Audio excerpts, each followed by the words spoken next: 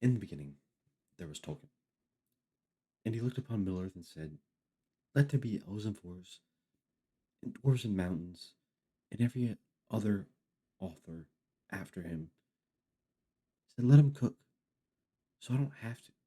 If I see one more fantasy world where elves are allergic to sunlight, dwarves are have Scottish accents, and humans are just filler plot, I'm gonna summon a dragon and burn down the next Tolkien clone to the ground.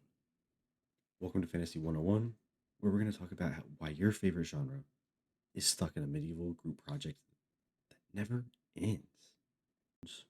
Magic, and moral ambiguity. But let's be honest, fantasy's been recycling harder than your neighborhood eco war on Earth Day. Yeah, you know that Karen down the street? The same chosen one? The same Dark Lord? The same tavern full of people pretending to be mysterious while hiding obvious trauma.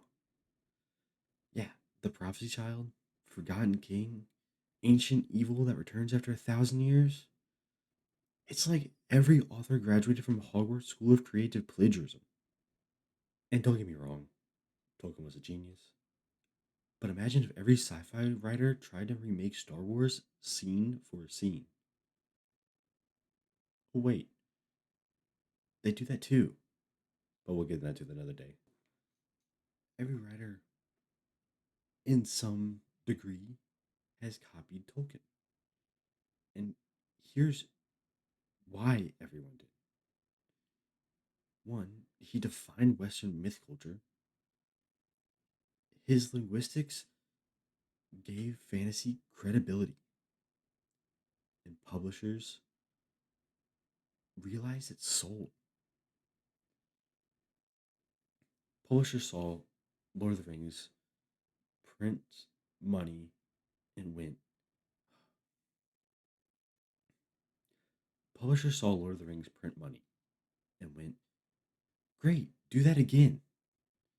So now every pitch meeting sounds like it's like Tolkien, but with trauma. The Witcher, sexy Tolkien. The Wheel of Time, excessively long Tolkien. Rings of Power, literally Tolkien fanfic with Jeff Bezos money. Shadow and Bone, Tolkien, but make it emo. It's like every studio said, we want Game of Thrones, but slightly worse and with elves. Now, yes, I know Tolkien didn't write Game of Thrones. Don't get me wrong, it's true. See, creators aren't lazy, they're scared. Scared of bombing, scared of Reddit, scared of their own comment section. Every idea dies in a meeting labeled synergy. When you build by committee, you don't get an art, you get a brand consistency. The truth is, we blame studios, but we're complacent. We say we want original ideas until someone actually makes one. Then Twitter goes, "Why doesn't it feel like Game of Thrones?" Arcane, praised but too weird. Elden Ring, people beg for quest markers. You can't ask for mystery and then complain when you actually get lost. We've turned fantasy into fast food, safe, predictable, and served with a side of nostalgia fries.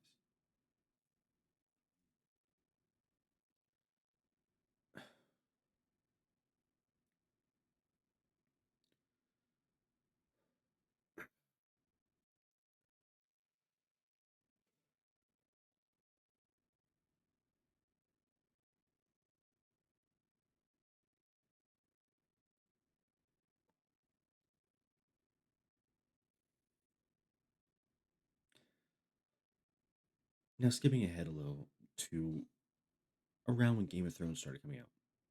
I know it's different than what Tolkien made, but it's around the same.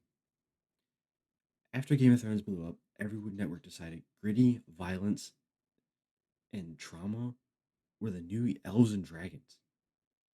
The Witcher, Wheel of Time, Rings of Power, House of Dragon, Shadow and Bone. They look, sound, and feel the same. Same muddy lighting, same British accents, same moral gray dude who doesn't bathe. This isn't a ripoff, they say, while standing in front of the exact same castle set rented from the BBC. Everything is gray now. The sky, the armor, the morality. Fantasy used to be colorful, literal rainbows of imagination. But now it looks like a mudslide with dialogue. At some point, dark and mature became code for please take me seriously. I promise I'm not stupid. Now, let's talk about us, the audience. We say we want originality, but we panic when we don't recognize the menu. When Netflix released Bright, urban fantasy with orcs and cop drama, people lost their minds. Was it perfect? Definitely not. But at least it was different. And what did we do? We buried it under memes and moved on to watch another medieval soap opera. Hi, I'm a fantasy fan, and I'm addicted to the same story told 12 different ways. Step one is admitting you have a Tolkien dependency. We reward sameness because it's comfortable. We mock new ideas because they threaten our nostalgia. All right, rant over. Deep breath. Let's fix this genre before it collapses under the weight of its own nostalgia. Because fantasy isn't dead. It's just stuck in medieval group chat arguing about who copied Tolkien's homework.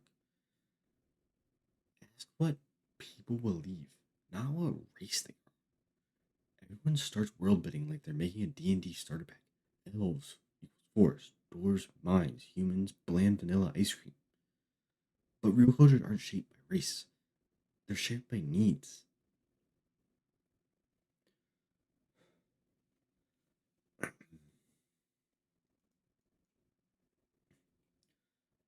What keeps them alive?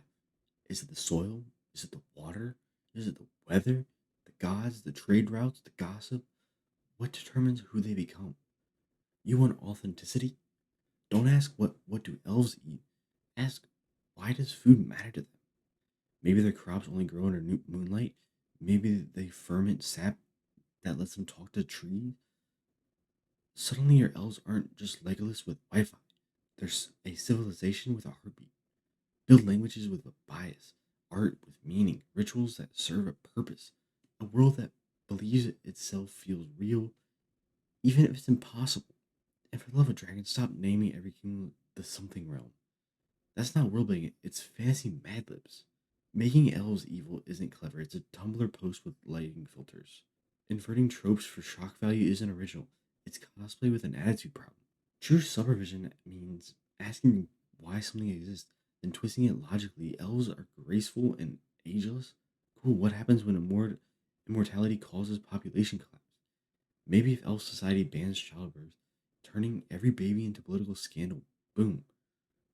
You've just done more creative work than half the fantasy shows on Netflix. Or take dwarves. Everyone makes them minors. Fine.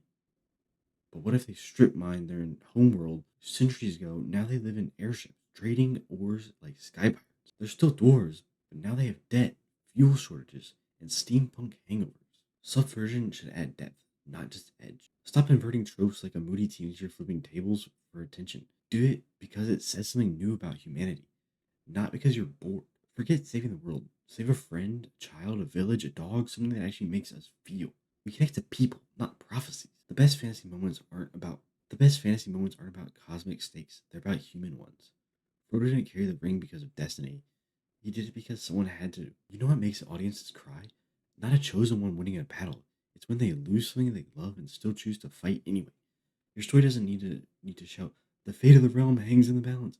Sometimes the most powerful thing is, if I don't protect her, nobody. Make your characters flawed, scared, hilarious, and human. Give them mortgages, hangovers, weird pets. Give them ordinary problems and extraordinary worlds. And suddenly their magic hits harder. Worlds that need contradiction. Every time I see a fantasy religion where everyone's chill and the gods always show up on time, I die a little inside. Make your religions hypocritical, make your heroes wrong, make your maps incomplete. Real worlds are messy. History isn't a timeline, it's a food fight written by winners. Why should your fantasy be any cleaner? Let kingdoms misremember their origins. Let myths conflict. Let scholars argue over what the gods actually said. That's how real belief systems evolve through confusion and pride. Now, don't get me started on that. Stop labeling every desert the waste. Put put in roads that don't make sense, borders that were drawn in blood, names that have changed 5 times because kings can't stop renaming things after themselves. A perfect world isn't boring because it leaves nothing for the imagination to fill. Imperfections invite curiosity, and curiosity keeps readers alive inside your story. You don't have to explain everything. Mystery is oxygen.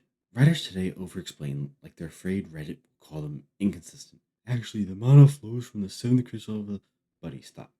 No one cares. You don't need a 12-page appendix about your world's currency exchange rate. You need one sentence that feels true. Let readers wonder. Let questions linger. Magic is only magic when you don't fully understand it. Once you turn it into chemistry class, it stops being wonder and starts being homework. Fantasy isn't escapism, it's reflection. Your world should exaggerate reality, not ignore it. If your empire runs on slave labor, what happens when religion sparks? If your heroes ride dragons, who cleans up the dragon? If magic cures disease, who controls access to it? These aren't plot holes, they're plot opportunities. Good fantasy takes real problems, corruption, inequality, grief, and dresses them in metaphor. Bad fantasies hide from them under shiny armor. Worlds evolve, characters change. If your story ends exactly where it started, it's just expensive cosplay. Let revolutions fail. Let peace cost something. Show that victory doesn't fix everything. It just starts the next argument. Because that's what keeps fantasy honest. The idea that even in worlds of magic and prophecy, progress still hurts. So yeah, build cultures, not clones. Subvert with purpose. Keep it personal. Let your worlds be messy. Characters imperfect. Your gods unreliable. Your maps wrong. That's how you make fantasy breathe again. The genre doesn't need another hero with a sword. It needs a world worth saving. And an audience that believes it could exist. Now go write something wild, something ugly, something alive. Because if you don't, the next epic fantasy original on Netflix is just going to be Game of Thrones, but with Wi Fi. Stay creative, stay chaotic, and for Love Dragons, write something new.